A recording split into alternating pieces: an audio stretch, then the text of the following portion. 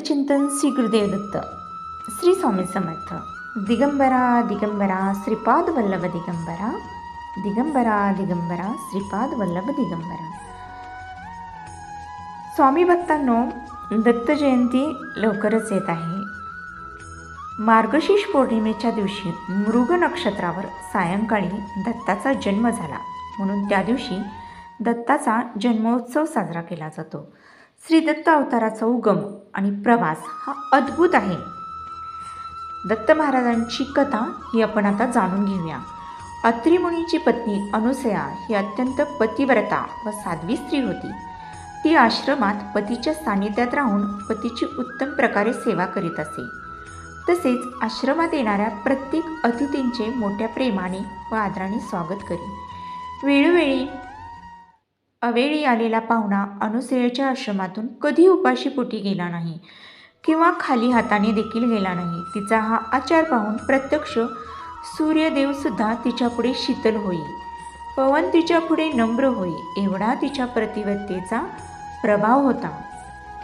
पतीबद्दल तिच्या ठायी असलेली अनन्य भक्ती व लोकांबद्दल असलेला आत्यंतिक आदर यामुळे तिचे नाव साध्वी व पतिव्रता स्त्री म्हणून सर्वतोमुखी झाले. ही वार्ता अर्थात नारद मुनींच्या सुद्धा कानावर पडली. त्यांनी ही वार्ता वैकुंठाला जाऊन ब्रह्मा, विष्णू, महेश यांच्या पत्नी सावित्री, लक्ष्मी, पार्वती यांना सांगितली. तेव्हा साहजिकच त्यांना या अनुसयेबद्दल मत्सर वाटू लागला. ही अनुसया यत्किंचित मानव व आपण तर देवी, तेव्हा या अनुसयेचे वर्चस्व आपणावर उपयोगी नाही, तेव्हा तिचे सत्व हरण करावे असा त्यांच्या मनात विचार आला आणि हा विचार त्यांनी आपापल्या पतींजवळ बोलून दाखवलं.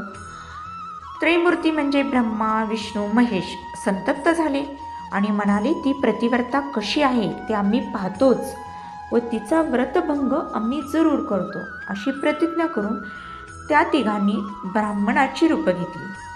शुभ्र धोतर परिधान केले, अंगावर रेशमी उपरणे, यज्ञोपवीत आणि हातात कमंडलू अशा रूपात ते तिघे अत्री मुनींच्या आश्रमात आले.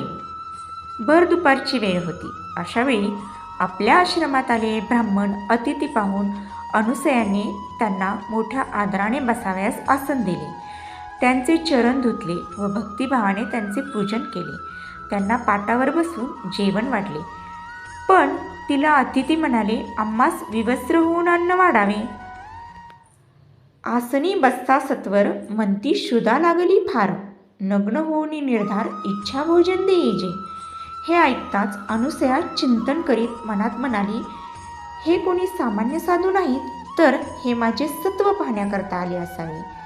यात जर विनमुख पाठवले तर माझ्या सत्वाची हानी होईल. माझे मन निर्मळ आहे, शिवाय माझ्या पतीचे तपसामर्थ्य माझ्या मागे आहे. असा विचार करून अनुसया तात्काळ घरात गेली. त्यावेळी तिचे पती देवाजवळ ध्यानस्थ बसले होते.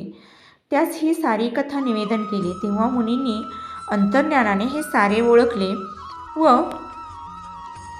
आपल्या पत्नीस एका पंचपात्रात गंगोदक देऊन म्हणाले, हे गंगोदक त्या अतिथींच्या अंगावर उडव व त्यांना इच्छा भोजन दे.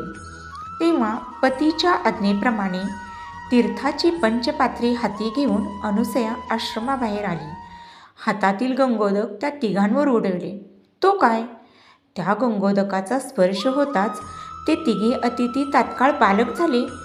तेव्हा अनुसयाने तात्काळ त्यांना उचलून कडेवर घेतले आणि त्या अतिथींच्या इच्छेप्रमाणे तिघा अतिथींची बालके झाली. ती ओरडू लागली तेव्हा त्यांना भूक लागली असे समजून अनुसयेने त्यांना यथेच्छ स्तनपान करविले. त्यांचे पोट भरल्यानंतर त्यांना पाळण्यात घालून थोपटून झोपाविले.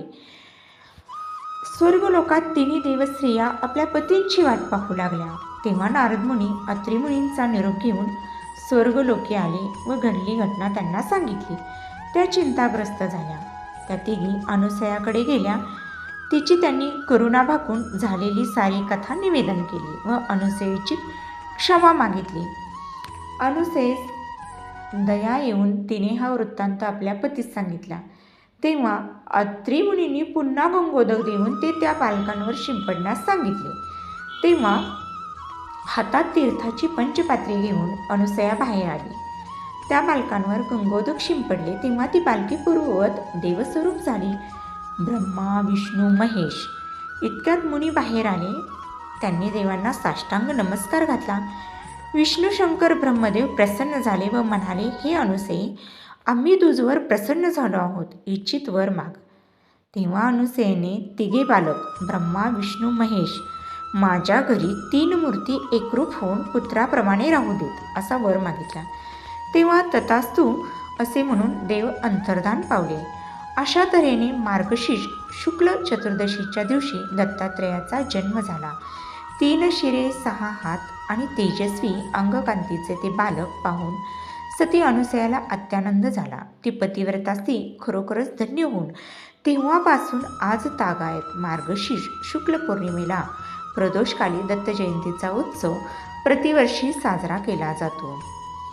अशा पद्धतीने आपल्या दत्त महाराजांचा जन्म झालेला आहे.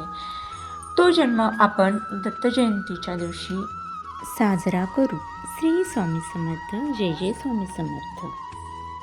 अवधूत चिंतन श्री गुरुदेव दत्त.